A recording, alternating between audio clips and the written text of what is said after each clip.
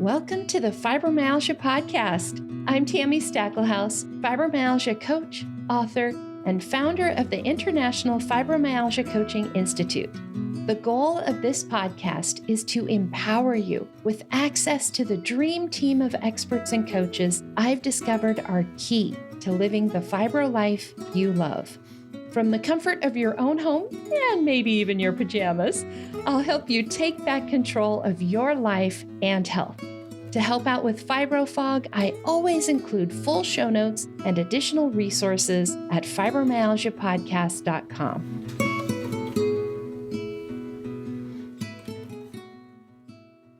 Welcome to the Fibromyalgia Podcast. I'm your coach, Tami Stackelhouse, and this is episode 114. Today, I'm sharing interviews of our graduates from our July 2023 Fibromyalgia Stories of Hope and Healing event. On average, these 5 graduates of our Certified Fibromyalgia Advisor class have improved their fibromyalgia impact questionnaire scores by 55% during the 3-month class. You can kind of think of that as a measurement of their fibromyalgia symptoms, and they cut them more than half. One graduate improved by 87%, going from the most symptomatic student in class to essentially symptom-free. Today, you're going to hear their stories in their own words. During their interviews, I ask each graduate key questions about their fibromyalgia journeys, about working with their coach, and how they were able to improve their fibromyalgia. If you've been looking for some new ideas, I am sure you will find some in today's episode. And if you're looking for ways to feel better, consider joining us for our next class, which begins in just a few weeks. You can also work one-on-one with your own coach. You'll find links to all the information in today's show notes at fibromyalgiapodcast.com/114. For more details, you can also keep listening after the interviews. I will have some more information at the end for those of you who are interested. I want to remind you that the information you hear today is meant to be educational only. This is not meant to be medical advice, and we want you to take whatever you hear today to your doctor and talk with them about what might be right for you to try. I also want to remind you that these graduates are sharing their personal stories and their results. How specific they get is going to depend on how comfortable each person is with sharing their personal medical information publicly. The results you get working with a certified fibromyalgia coach or taking one of our classes may not be the same or similar depending on your own medical history and your level of symptoms. If you'd like to hear more stories of hope, you can go to today's show notes page at fibromyalgiapodcast.com/114 for links to other episodes. Enjoy our stories of hope.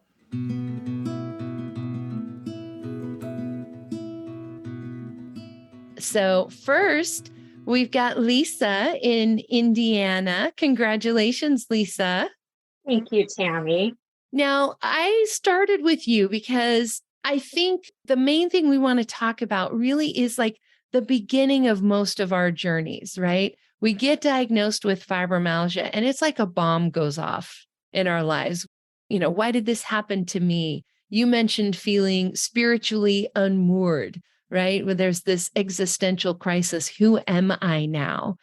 Can you talk a little bit about your experience with that? I'd be happy to. Yeah, so as you mentioned in my bio, I have a background in ministry. And during the time that I started feeling really bad again with fibromyalgia, I was working as a pediatric chaplain at a children's hospital here in Indianapolis. And it was right during COVID. And I worked on the pediatric intensive care unit and with oncology patients. And it was a very difficult time. So the stress level in my work had grown, and I began to notice that my body was not cooperating with me. I had really been working on the job for probably a couple of years, but I had been experiencing fibromyalgia for many years, maybe 20 years. And up until that point, I had taken the 2 or 3 prescribed medications that my doctor prescribed for me that are approved for fibromyalgia and just kind of barreled through life and tried not to think too much about my symptoms. But during that really difficult time, I wasn't able to just ignore things anymore. And my symptoms got so bad that one day my body just gave out. And I ended up having to take FMLA and leave my position for some time. I'm now working part-time in physician again, but it really was a good year before I was able to kind of come back into the role. And so you might wonder, well, gosh, a pastor, a chaplain having an existential crisis, a spiritual crisis, how can that be? And yet I think I've been one of those people that from the time I was a little girl, I have had an interest in what the purpose of our lives are and how to bring meaning into our lives and had a connection with the divine. And however you might define that, maybe it's wisdom within yourself. But during that time, I absolutely went into my own spiritual crisis where not only was I serving children that were suffering so deeply, I too was experiencing my own suffering. And one day I just came to the point where it was like I hit a wall. And I really spent many months struggling with my faith and my own spirituality, asking those questions like, how could this be happening to me? And now that this is happening to me, who am I now? And what can my life's purpose be? Yes, yes. Yeah. I think we've all been there at some point. Fibromyalgia really changes how we see ourselves, how we relate with others, how we interact in our lives. And many times, and I don't know if you felt this way, but we feel like I found my thing, and then fibromyalgia comes along and takes it away. Absolutely. It does that. I think for anybody on this panel today speaking, I think we probably all ask the question, I thought I knew who I was, and now I'm a different person. Who am I now? Yeah.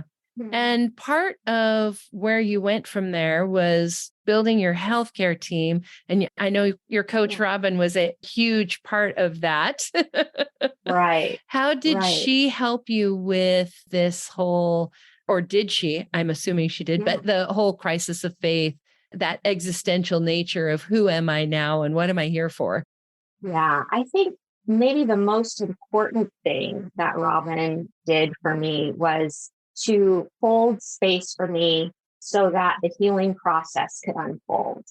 And Robin just has such a grounded way about her and such a deep compassion and kindness that my sense of trusting her from the start, I think, went a long way with how she was able to help me in my process of healing and in helping me to build that healthcare team, as you mentioned before. So Robin was instrumental in really coaching me along the way to put together a team of, now that I look at it, maybe like 9 people that I would consider to be part of my team. And, that includes Robin. It also includes a regular psychotherapist. It includes my primary care doctor, a functional medicine physician, a sleep doctor, a neurologist, and I could go on and on. So she helped me to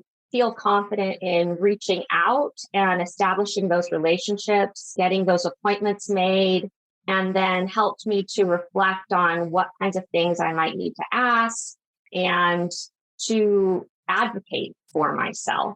And then Robin also really understood that I was in spiritual crisis, and it was her encouragement during that time through the use of some of the work of a person named Kristen Neff, who some people may know. She wrote a book called Self-Compassion.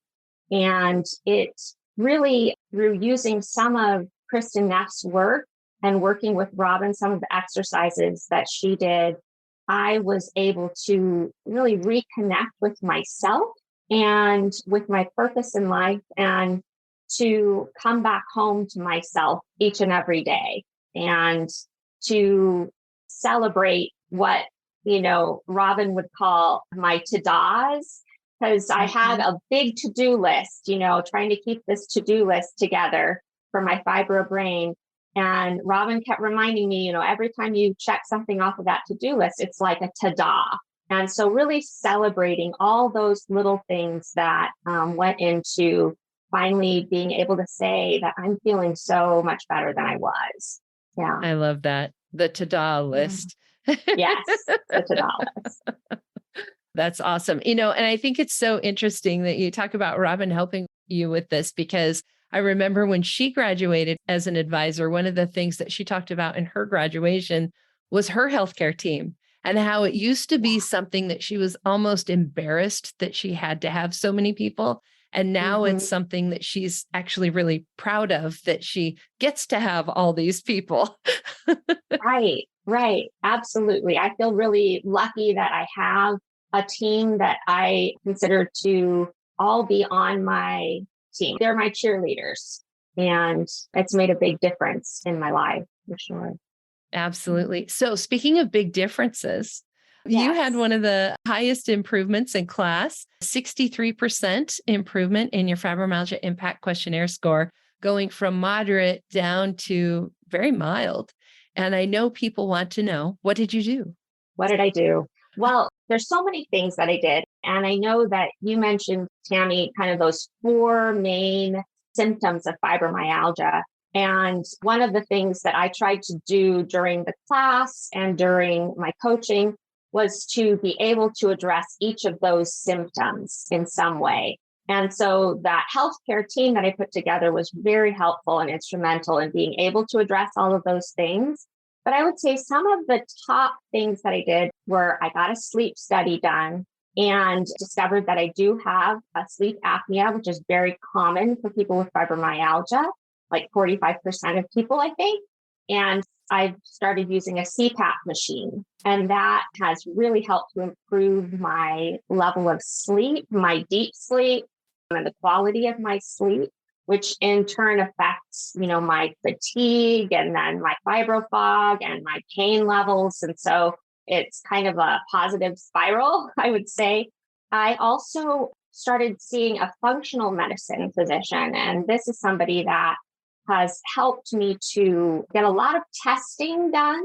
And in that testing, I discovered that I have a gluten sensitivity, that my iron levels were low, that my omega-3s were low, and some other things. And so I went on a gluten-free diet. I started taking some supplements that have made a big difference. And I'm going to be having a follow-up appointment with her.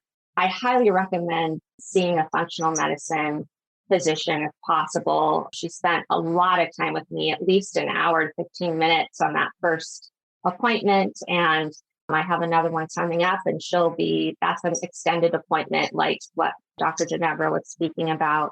I think another thing that I started taking with one of the people on my team, my physiatrist, who is a pain specialist, she started me on low-dose naltrexone, which is something that I get from a compounding pharmacy. And you have to take it for a long time before you start to see the effects of it. But it really is one of these medications that I think if more doctors knew about it, it could really make a difference in people's lives. And so that was a big one for me. And then I think the other piece has to do with pacing.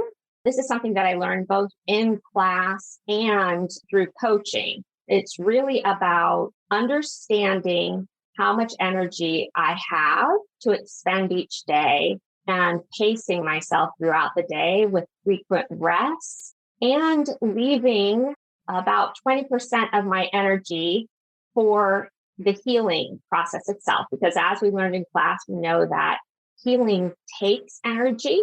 And so if we don't have any energy left at the end of the day, we won't have any energy we can put towards our healing for our bodies to heal. And so that has been an instrumental piece in my feeling so much better than I was when all of this started. That's awesome. And yeah, you mentioned a lot of really good things in there. Low dose naltrexone. think of that as the best fibro med your doctor doesn't know about because I so agree. few doctors really do. So just real quick for people who are wondering, what the heck is that? The best resource I have for you for LDN is a website, LDN for low dose naltrexone, ldnresearchtrust.org. There's information you can share with your doctor and information for you. So awesome. Well, thank you so much for sharing all of that, Lisa, and for just so fully engaging in class and in coaching and taking advantage of that. Is there any last words you'd like to say to the people who are listening?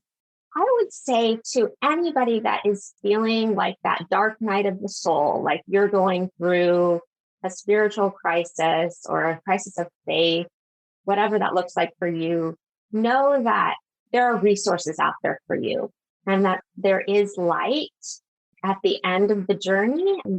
I'm still on it. I'll be on it for the rest of my life, but I really do believe that it's possible to heal and to find yourself again and your relationship with that which is greater than yourself. I believe in that. And I would just encourage you to not lose hope. Yeah. I feel that. Thank you so much, Lisa. And thank you for sharing that. And congratulations. Thank you so much. And next up, we are going to travel over to Georgia and meet Kim. Hi, Kim. Congratulations. Thank you. So I have you next on our interviews because just kind of thinking about everything we're going to be talking about today, like what you went through is kind of like the next thing that happens for many of us, which is like, okay, I've got fibromyalgia. Now, how am I going to fix this? Right? I'm going to go learn all I can. I'm going to learn everything I can about healthy eating, about good movement. And here you are, a health coach and a yoga instructor. You want to talk a little bit about that process for you? Sure, because I was still floundering, with all of the knowledge. And it started with the diagnosis. The diagnosis came, though, years after, a lot of pain, not knowing what it was. But much like Lisa, you just have to keep going. And until this, I didn't realize that Lisa and I had such a shared history with pediatric oncology. And I've been telling you too, you needed to connect. I'll definitely be sharing some with her, talking, because I just didn't realize that that was such a strong connection. And I think that's probably when I can first remember my symptoms was in 2005, when my son was going through cancer treatment. But then I continued to stay in the pediatric oncology world and nonprofit. And we did. There are people who are counting on you and you just keep going. So we fast forward through the years, the pain, the struggle, get the diagnosis. And it really still felt like a shock. And when I got the diagnosis from just the most compassionate rheumatologist, and as we talked and shared the 3 drugs that are FDA approved for fibromyalgia were not a good fit for me. And so I said, so what do we do here? And he said, I don't know. Honestly, I think maybe yoga might be a good idea. And let's attack this but he was very honest. And I really don't know how to help you, but maybe this is a good place to start. And so I was very fortunate, very, very fortunate to find an instructor who was willing to work with me in a special way through the 200 hours of training to become that. And at the same time, doing the health coaching so that I could learn more about nutrition. And so what was happening was my lab work looked better than ever before, but I was getting, in by lab work, I mean, just the standard yearly things you're getting. Right. Your cholesterol, your all of that kind of stuff. Yes. Yeah. But I was just feeling it's getting worse. There were times that it was better, but then it was getting worse. And by last summer, I was just in a place that I thought, there's got to be more. There's got to be more. And so that's when I came across the podcast and started listening shortly after you and I had the conversation. And I realized that I really needed a team. I needed some help to work with this. And there were resources out there for someone who was looking for their answers in the way I was. So that just made all the difference in the world, because I still believe that movement and what I eat is so strongly connected with how I'm going to feel later on today, tomorrow, and in the future. But it's not the whole piece of the puzzle. They are just that. They're just pieces. Mm-hmm. And one of the things you and I talked about was, you were focusing on the nutrition piece of things, but didn't really realize that your body wasn't in a place where it could utilize what you were giving it. Yes. Yes. I wasn't absorbing. It was a lot of frustration, to be quite honest, because I was working really hard at it. And when I made these changes, 7 years ago, my husband and I both made these changes, and he quickly saw a lot of results. He lost 60 pounds. I know these 10. guys, know, they do that right? so easy. It's not cool. I gained 10. Tell them don't give you any. That's not right. But we were just doing so much. So again, they were really good things for parts of us, but it just wasn't enough. Right. And ironically, as I began to listen to my body more, which is something that I also had Dr. Robin Pfaff as a coach, and learning how to listen to what my body needed versus saying, hey, we're going to have 8 servings of vegetables today, and we're going to do 45 minutes of yoga. Instead, asking my body, hey, what do you need? And being more intuitive. We began to do things like incorporating in the farmer's market, making that a part of our lifestyle, fun, eating just, again, more intuitively. And ironically, my very good, healthy numbers have even dropped more. So in November, I had a lipid panel, the cholesterol, just got my results on Monday from my July panel, and my triglycerides dropped by over 40%. And yet, and I already, again, had great healthy numbers, but it's just kind of funny to me how I was been trying so hard in this one area. And when I just relaxed back on it, looked at everything as this more of a shotgun approach, right? Mm-hmm. That even those numbers got better. Oh, that's awesome. I didn't know that because, of course, you just got them. So that's fantastic. One of the things that you said when we were doing your final interview, and I love this phrase, and I know people will be able to relate to it, was that you had shut down your body's voice. Mm-hmm. And that was one of the things that Robin had kind of helped you start to listen again. Yes. And again, I think that's rooted in that the attitude of just like soldiering through. We just have things to get done, and everyone's hurting in some way. And especially when you had been working with people, with children who are hurting, you just keep going. And, it just really changed. I thought I knew what self-compassion was. I remember when Robin first approached it with me in a talk, and I was like, yeah, I totally think I have that down. And she's like, do you really know what it is? Do you treat yourself the way you would treat someone that you love and are responsible for? Do you ask yourself what you need? And I was like, no, I pretty much tell myself what I'm going to do each day. So it was just that I also benefited from Dr. Neff's book and opening that up and allowing to be compassionate to myself, asking my body what it needed, turning that volume back up between the body and the brain. Mm-hmm. Right. We kind of check out from here down, just because we've got things we have to do and we got to do them. Right. But it's really that tuning back in where we can actually start to get better and really be honest about how we really are right now in the body you have today. Yes. Yes. Yeah. I really struggled with that. When you hurt so much for so long, you do turn that volume down with the body, right?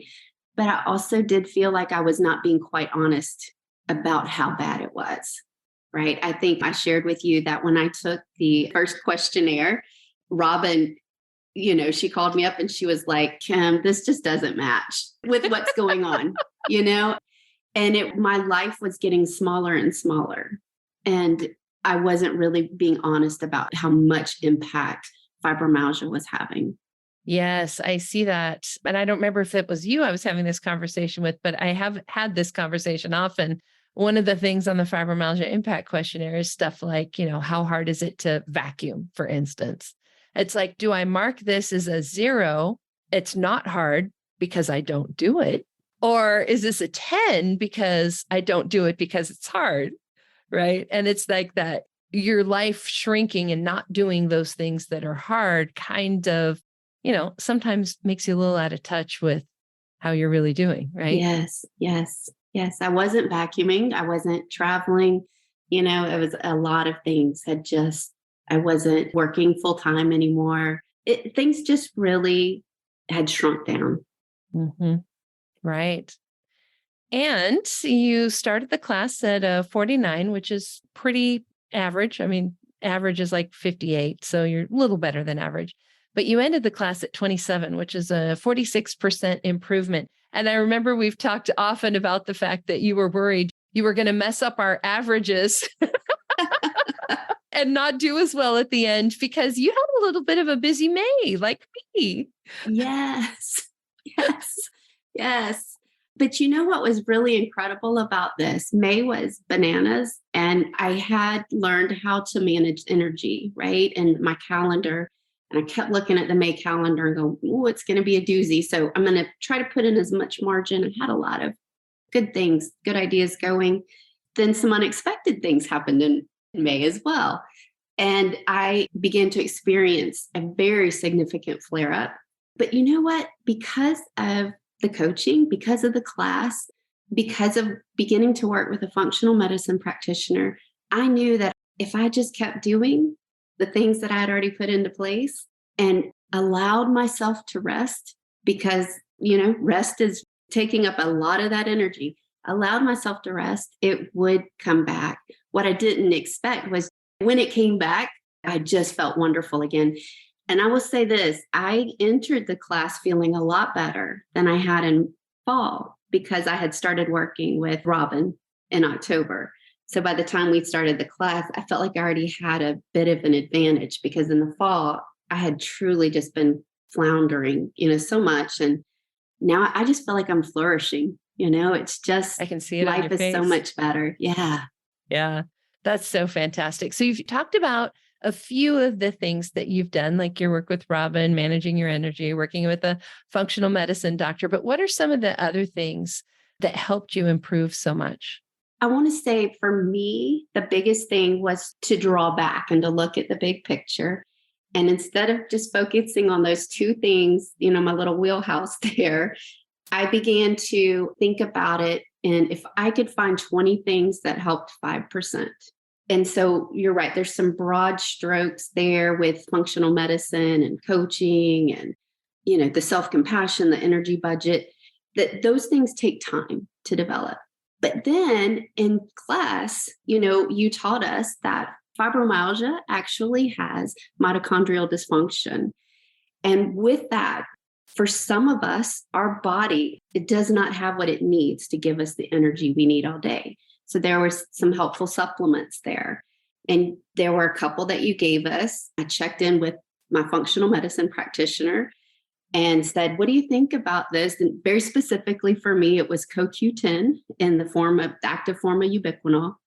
Taking one every day was almost an immediate change for me in terms of energy. And so I'm so grateful because we do have the things that we work on and we take time. But then because of the education, the things I learned in class, being able to take those things back to my doctor and put things right into place, that was huge for me. Yes. And, this is such a good example of there is a lot of commonalities in fibromyalgia, right? Like we do know that for a lot of people, there is mitochondrial dysfunction, but not everything works the same for everybody because I think I tried ubiquinol about the same time you did, and it actually did nothing for me. So, so for you listening, if you have tried something and it didn't work, that just means it wasn't your thing. There's more things to try. There's a lot more things to try. And that was the beauty of the course, was learning just such in-depth things that even if I have these extended sessions, say with my functional medicine practitioner, we were spending so much time together each week getting that information that I was just able to better utilize of my time with her and bringing in, like Dr. Ginevra said, when you bring in very specific things or what do you think about this? And she is a part of my team. I know my body better, and she knows medicine better.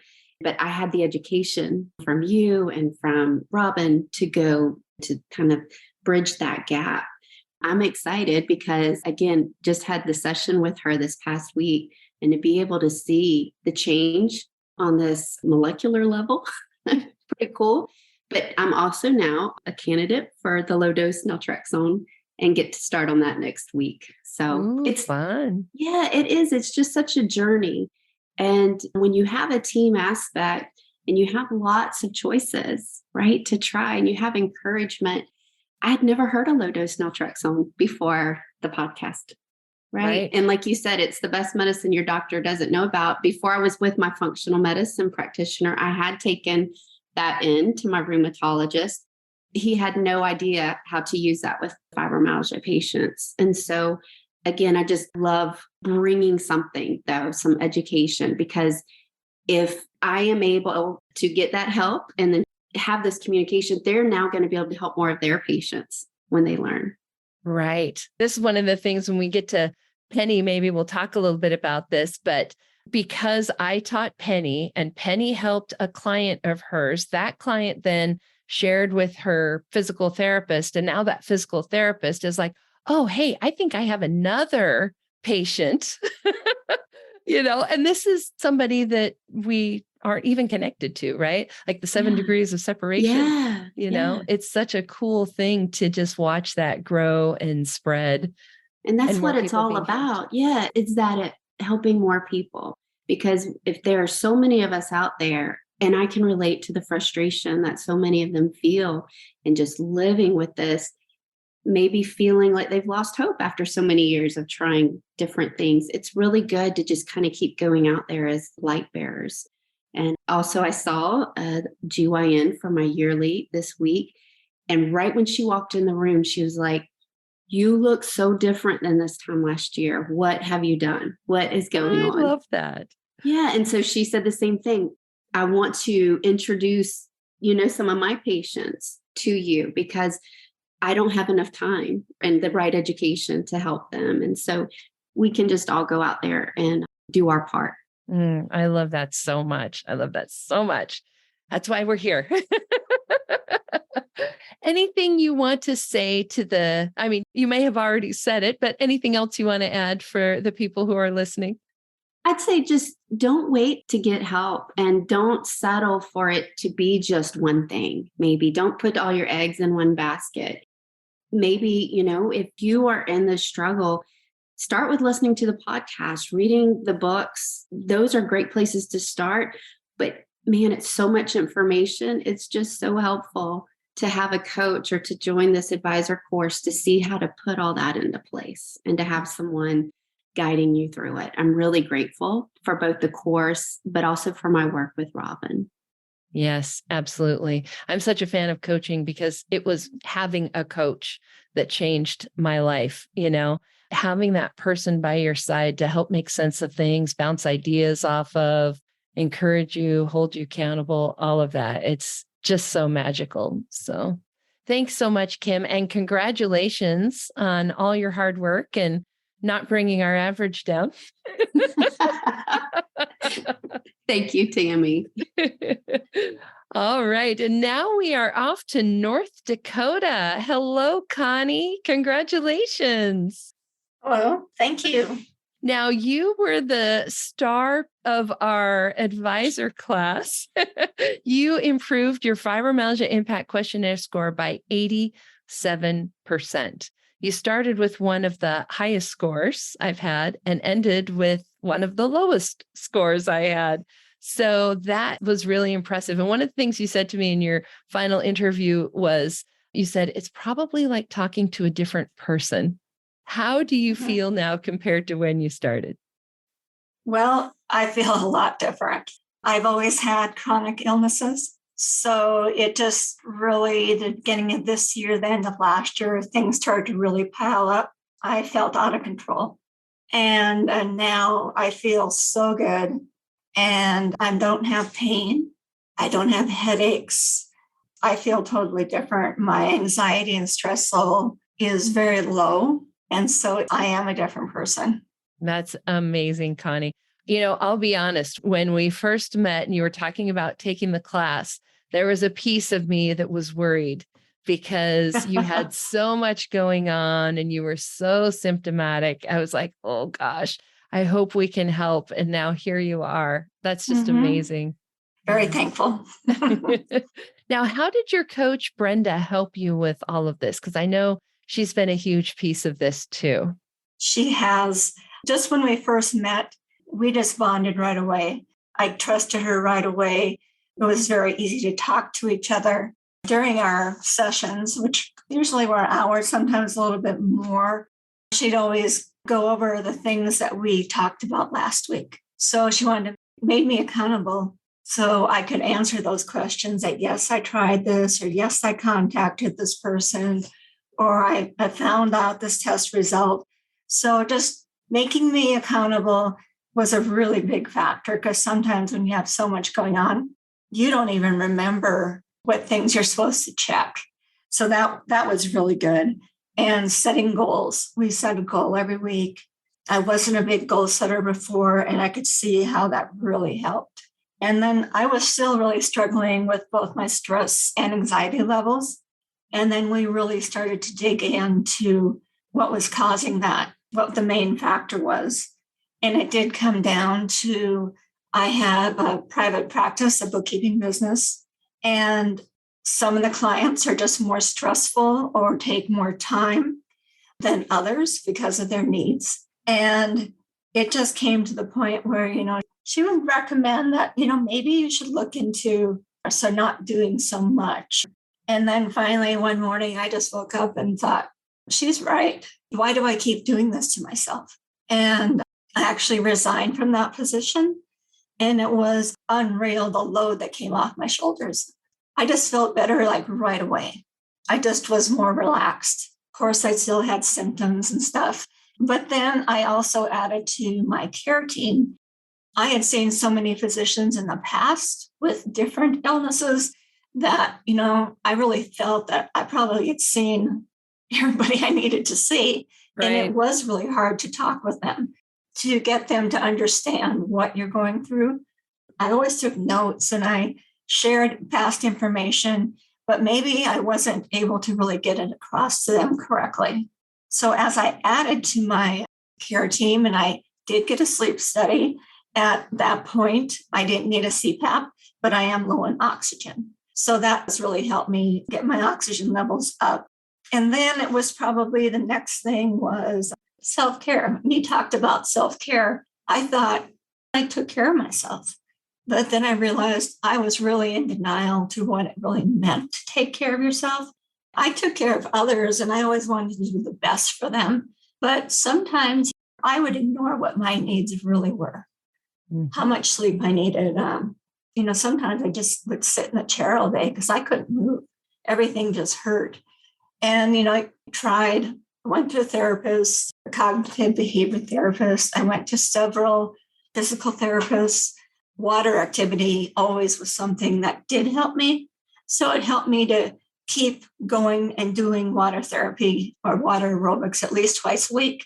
And that was just so beneficial to me because I was just in a zone. I was so relaxed and just thoroughly enjoyed that.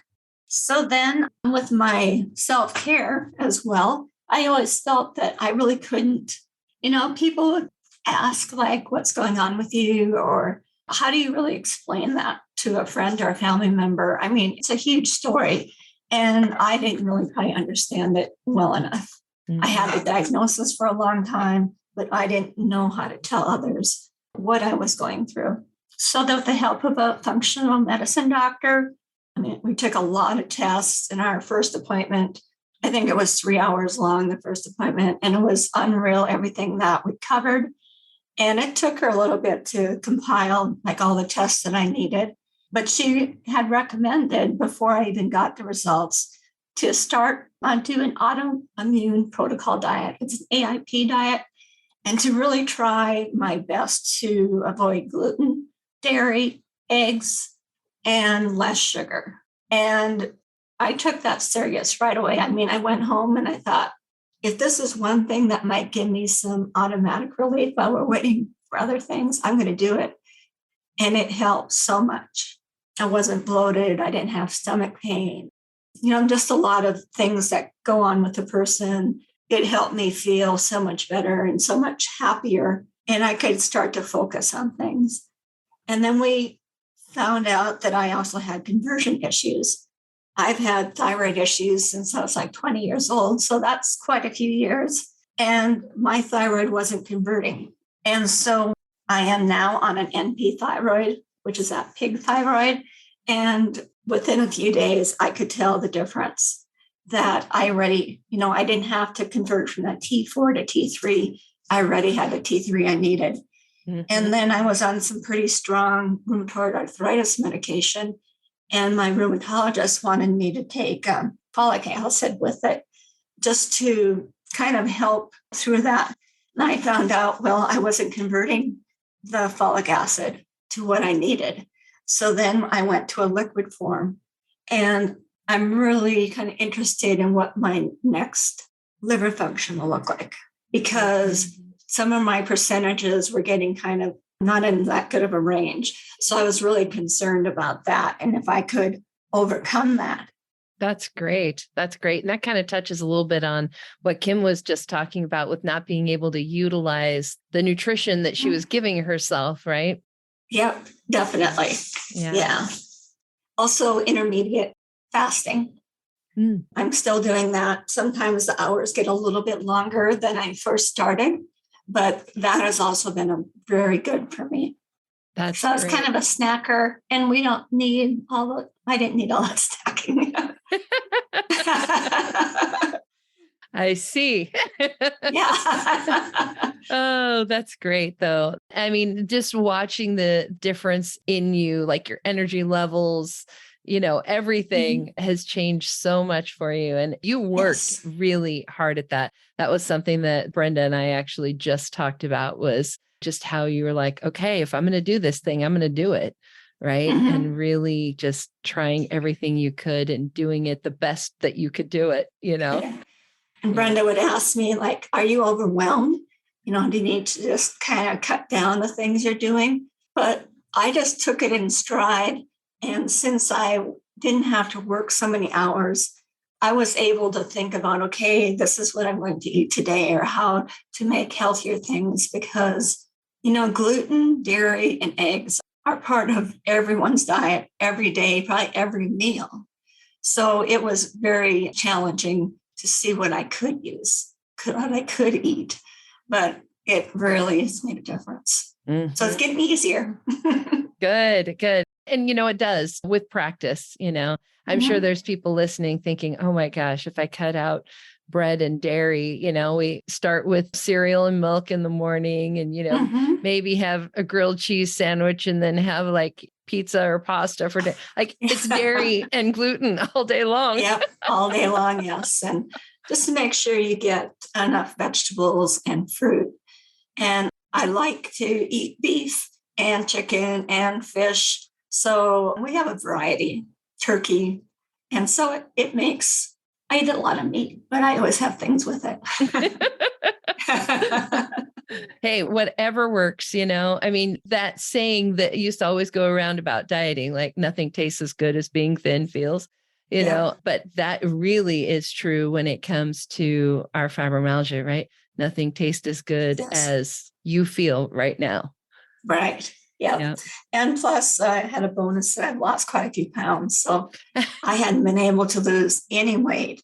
So that is just another kind of a really joyful feeling. Yes. And, if your body isn't utilizing those things, if you're still having symptoms of low thyroid because you're not converting properly, all of those things are going to make it really hard to lose weight. So I just want to say for the people listening, if you didn't understand all that thyroid stuff Connie and I were talking about, this is stuff that we cover in the class. There's also been a podcast episode recently. So like within the last 10 episodes. So if you go to the podcast, I'll try to remember to include a link in the email we send out after the event. But there's an episode where you can learn more about thyroid stuff, but it is a big piece for a lot of people. So. Yeah. Anything you want to say, Connie, to the people who are listening? Just kind of wrap that up. When I was at the point that I was just searching for something that I just needed to do to help myself, I did come along Tami's podcasts. I listened to several podcasts. I was amazed at some of the things that were being talked about and how much knowledge I gained from them. So then I actually did plan a consultation with Tami. It was probably, I was hesitant, and my husband supported me and said, you have to get better. So let's try it. And it definitely worked. I am so happy that I followed through and did it. Oh, I'm so happy too, Connie. Oh my goodness. Virtual hug. Yep, definitely. Well, congratulations again, Connie. And I can't wait to see where you go from here. Yes, me too. Thank you. All right. Next up, we've got Susan. We're going to South Carolina. I know Kim's in Georgia and you're in South Carolina, but you guys actually aren't that far apart, are you? No, we're not. We're close. And that's awesome. Now, I know when you and I first met, you had actually already tried a lot of things that didn't help, a lot of hard things that didn't help, especially after 15 years dealing with chronic illnesses. Can you share a little bit of that?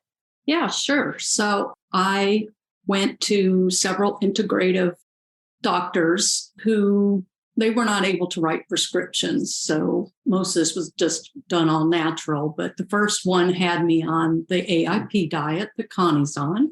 And they had me on that for close to 8 months.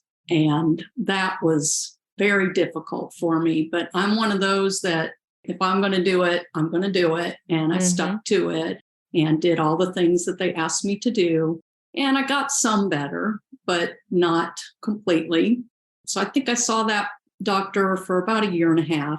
And then the next doctor that I kind of gave up for a little bit. But then I had a friend who had fibro and she also had lupus. So a friend connected me with her and she recommended a different integrative doctor. And she's raved about how much better she got with him. So I went, and this time they put me on the Whole30 diet. And that one wasn't quite as hard as the AIP, but it was still pretty hard. And it was only 30 days. And again, I felt some better, but they just really didn't get to the root of my problems. And even though I kept saying, I still don't feel great. So then from there, because those were very expensive, I started going to just regular doctors where my insurance covered it. And I went from doctor to doctor to doctor. And my constant complaint was always, I'm so fatigued. I'm so tired. I was a kindergarten teacher. You need a lot of energy. A lot of energy. Oh my goodness. And I can remember just sitting, at my little teacher table with my little group of children and, trying to focus on the reading, lesson we were doing. And I was just thinking to myself, if I could just lay down on this nasty, dirty carpet and take a nap, I'd feel so much better. But I couldn't, and I would kind of like just push myself to do things because I had to. And when you're teaching little children, you don't have time to think about yourself. And by the end of the day at 2:30, I was just like, oh my gosh, I'm so tired.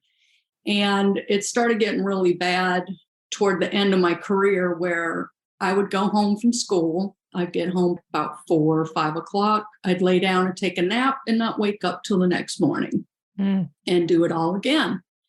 And I do that every single day. And then Saturday, I pretty much laid on the couch all day. And then maybe if I was lucky, Sunday, my husband and I could go do something together.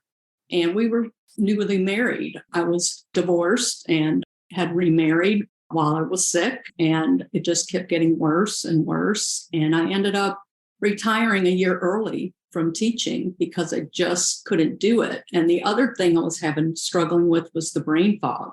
The brain fog was very hard for me. They're trying to interact with other teachers with collaborative things where I used to be, so full of ideas. And now all of a sudden I can't even comprehend what this person is saying to me. Mm-hmm. And it was frustrating. But yeah, I retired a year early, and I thought that by relieving the stress, that would help, but it helped some, but not enough. And I moved to the coast and started feeling bad again. And I just decided I can't do this anymore. I'm not even 60 yet, and I feel like I'm 90. So I found your podcast and then took the class, and I feel so much better. I've learned a lot of new techniques and strategies, and they were so much easier to do. All those hard diets. It's so funny because as you've been talking about the things that you tried, it's almost exactly what Connie just said worked for her. Yes, right. And so it didn't work for me. And it's just another example of that wasn't the thing you needed. Right. For whatever reason, like that didn't fix whatever was going on for your body. And that's what makes fibromyalgia so hard. Yes. Is that there isn't just a one size fits all recipe for getting better. You have to find your own. So what were some of the things that actually did work for you that you learned in class or from your coach? Because you had an awesome coach too. Right. Yeah. My coach helped me tremendously, just talking through things, especially it's gotten a lot better, a lot of anxiety. And when I was in a flare, I wouldn't sleep very good. And then I would just start blowing a lot of things way out of proportion. I would just look at things like, what is the point? I can't do anything. And she's like, that's because you don't have any sleep and, you're in pain. Your brain is inflamed. This isn't you, And she was just a really big cheerleader for me and really suggesting a lot of things for me to do. The counting the steps, keeping up with that. I have a part-time job where parts of the job, I have to do a lot of walking and a lot of steps. And then there's another aspect of my job where it's not as much. So she really encouraged me to reach out to my boss and say, can I just do this part of the job? And she was fine with that. And so I was able to keep it in the budget that I felt worked good for me. And that has helped tremendously. Also, getting the sleep meds that I needed. I think that was a huge key, was actually now I see a functional medicine doctor, same one that Kim sees, and she can write prescriptions. And so just by knowing what things to ask for, I was able to ask for the meds that I felt would help and been kind of playing with that. And I feel I'm getting better sleep than what I was getting before. Mm-hmm. And let's see what else. Oh, adding protein to my diet. That was another thing Julie tipped me off to before we got to that. Yeah. And that has helped. And making me time. So when I'm feeling stressed, I, kind of told her what time of day I started to kind of have issues. And she's like, well, I want you to stop during this time. And I love to do knitting and sewing. And she said, I want you to put that on your schedule every day. This time, you're going to do this. And that has helped to just kind of calm the nervous system down. And I have not had a panic attack in probably over a month. And I've even started to wean off my anxiety medication. Oh, that's amazing. Yes. That's awesome. I totally agree with Julie. Like, if you're not getting good sleep, it is really easy to get wound up and think the worst of things. And I have to tell myself that sometimes, it always happens to me when I'm getting ready for bed and brushing my teeth. Right. And I start thinking of all the things that I have to do or haven't done, or, all of this stuff. I'm like, it's okay. You're tired. I have to, like, my inner kindergartner, right? It's okay. You just need a nap. You just need to go to sleep. Here's a cookie. Here's your fuzzy banky. Oh, that's amazing. And I think the self-care also was something I've never put myself first before. It's always been taking care of, either my kindergarten children or my own personal children or, my marriage, my family, whatever. And I was always last on the list. And so I give myself permission now to do things specifically for me. And if I'm not feeling good, I don't feel guilty about it anymore. I just tell my husband, go on, go to the pool, go whatever it is we were planning to do. And he knows I'm not feeling well. And so he'll just check in on me, but he knows to just go. Because if he just sits around, then I feel bad. But Right. Exactly. And being able to communicate that a little bit better, Yeah, it just makes such a big difference. So you started the class at 55 was your score. So right, moderate range, ended the class at 28. So it was a 48% improvement. What do you think made the biggest difference for you there? I know you mentioned a bunch of things already, but. Yeah, I think the sleep. Yeah. And then also taking my pain medication daily. I used to think pain was not my issue until I learned in your class that if I'm at a 4 or above, then my pain is not managed. And I thought pain not being managed was if I'm screaming in a 9 or a 10. And that's usually when I would take my pain medication. But by taking it daily, I also am on the low dose naltrexone, and that's helped a lot.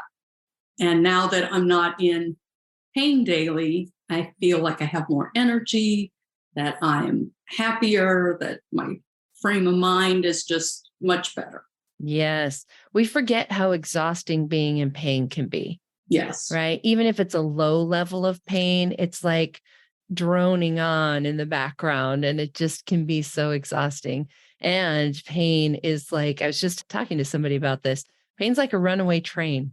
Once it gets away from you, it is really hard to get it back under control. But if you can stay on top of it, it's a whole lot easier. Right. Yeah, that's fabulous. Well, congratulations. Anything you want to share with the people who are listening that you haven't shared yet? Just not to give up. I had many times after, every doctor and spending a lot of money that I'd be like, I just can't do this anymore. This is just how life is, it's just going to suck. and it's by doing this class, it's gotten so much better for me. Yeah. Oh, that's so good. It's true. We get to that point where like, well, I guess this is as good as it gets. Yeah. Right. And it doesn't matter. Like even, Connie with her score of 9, unless it's 0, there's still something we can work on. So don't give up ever. Exactly. Well, congratulations again, Susan. So proud of all the work that you did. Thank you. And thank you for your class. You're so welcome. All right. And now we're going to go to Lauren, who is normally in Maryland, but that is not where you are right now. No, it's not. Do you want to share? I am currently on vacation in Aruba, which is what this lovely picture is behind me. That's amazing. That's amazing. So you were diagnosed in 2020 in the middle of all of that craziness. And you said in your bio that you hired your coach, Julie, pretty much right away. So what was that like as a newly diagnosed person having a coach on your team? Most people, the coach comes along after. So I'm curious what your thoughts are with that. Yes. Well, in 2020, when I was first diagnosed, it was the fall, and I had already been homeschooling my 2 little kids who were, I think, 2 and 4 at the time. And just, I hadn't realized I had been living with so much pain because it had come on so gradually. But having them home and me home with them 24/7 kind of amplified everything. So I was going to all the doctors, trying different things. Of course, I was doing everything telemedicine because at the time, none of us were going into the offices. So when I got the diagnosis, I was like, finally, I have a name for it. And one of the first things I did is I went home and I Googled, and it was actually my sister-in-law recently was diagnosed with something else. And she was talking about how wonderful a podcast was that she found. So one of the first things I did when I Googled is I said, let's find a fibromyalgia podcast. And Tami Stackelhouse came up. Amazingly called the Fibromyalgia Podcast. It was serendipity. So I immediately started listening. And between that first appointment and getting that diagnosis to, I think it was 2 weeks later when I was confirmed my diagnosis, I had realized that I had learned so much more in that 2-week time that I already knew more than my rheumatologist did about fibromyalgia. So I was like, okay, well, I got to do something and I got to figure it out fast because I have 2 little ones who need me to care for them, and I can't care for them if I am not healthy myself. So I heard coaches obviously through the podcast. And so I reached right out to Tami. And so one of the first things I heard was actually Julie on the podcast. She had just graduated from the class and was talking about how she had raised her children through having fibromyalgia. And that really resonated with me. And I reached out to you, Tami, and said, hey, I'd like to connect with someone, maybe someone like Julie. And so that was the click. And so when I met up with Julie, it was, we're like instant best friends. We're like the same person, really. So it was great to meet her, find someone who I could relate to having fibromyalgia, because at the time I had never known anyone with fibromyalgia. So it was nice to have someone who understood what I was going through, the daily struggles, and then on top of that, parenting. And she helped in so many different ways that I can't even imagine in, putting into words. But she made me realize I need to slow down. I need to take care of myself, and that taking care of myself is important, because just like when you're on an airplane, you need to help yourself with the oxygen mask before you can help your child put the oxygen mask on. So I really took that to heart, and she helped me. Honestly, it was like a crash course without taking your course. She told me all of the information right up front. I didn't have to do the research myself. I didn't have to read all the thousands of books that Tami, you have read. So she just gave me all the information that I needed to be able to get better the quickest I could possibly get. And, kind of hold my hand through going to all the different specialists and building my team of specialists. And, also just not feeling guilty for, I can't do the things that I used to do, or looking at those things differently, finding the joy in those things and saying, like, I used to be an avid swing dancer and I loved swing dancing. It was one of the things that my husband and I bonded over when we first met. And that hurt me now. And I was like, who am I if I can't do that?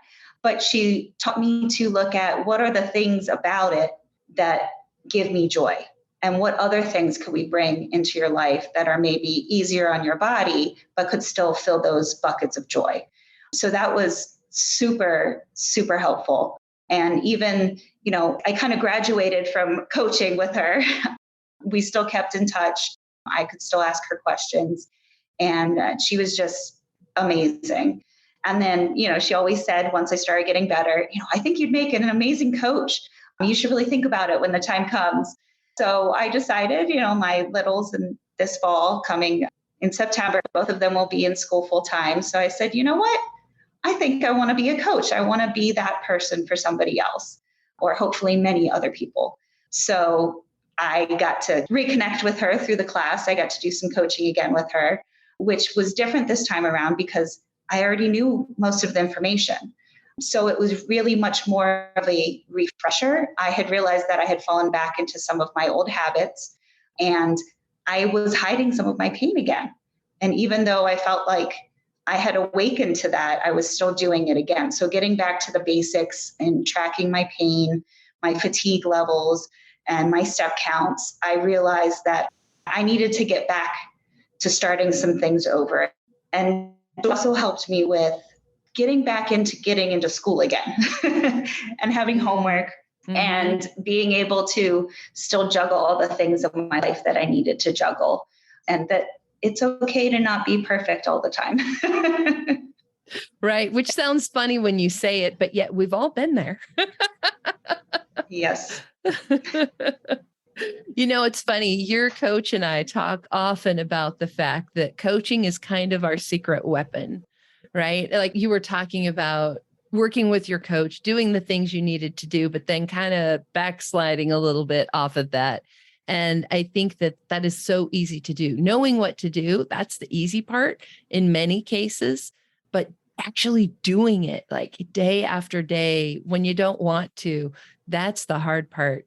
And for me, being a coach is what helps keep me on the path I need to stay on.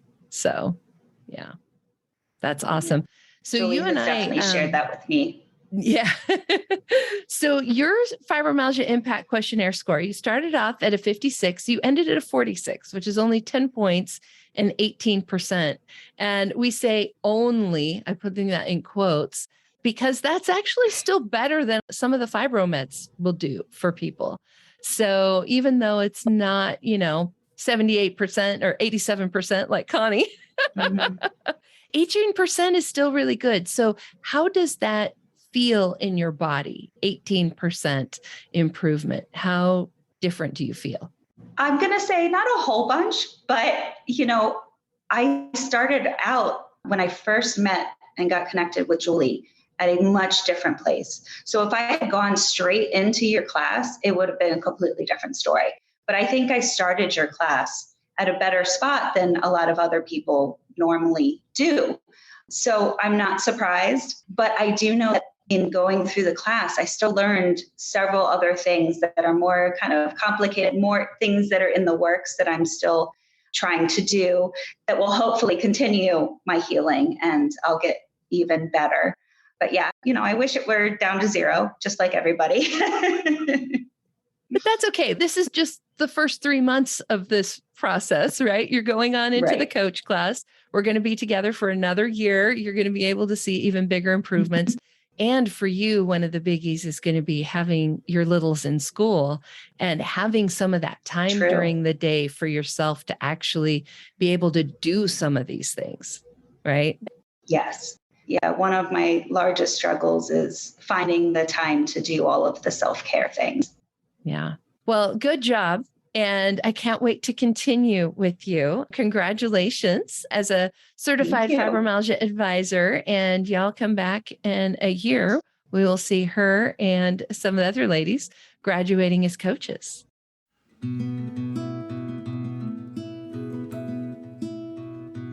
And that wraps up my interviews with our certified fibromyalgia advisors. In our next episode, I'll share interviews with the July graduates of our Certified Fibromyalgia Coach class. These two graduates are both nearly symptom-free after working on their fibromyalgia and taking classes for the last 2 years. Now, if you are interested in joining our fall class, we are enrolling now. In our 3-month Certified Fibromyalgia Advisor class, we cover topics like brain fog, thyroid, adrenals, fibromyalgia pain, fatigue, sleep, nutrition, exercise, and so much more. I teach each lesson live each week on Zoom, and I record them so you can replay as often as you need to. I also include a few catch-up weeks to make it as fibro-friendly as possible. The class also includes 6 months of one-on-one sessions with your own certified fibromyalgia coach to help you improve your own fibromyalgia and to implement the things that you're learning in class. On average, our students in the Certified Fibromyalgia Advisor class have cut their symptoms in half, some more, some less. To learn more about our Certified Fibromyalgia Coach and Certified Fibromyalgia Advisor training paths, check out our special Be a Coach podcast series. That's running right now between our regular episodes. You can also visit bafibrocoach.com for a comparison chart, tuition and payment information, and more. See you back here next time.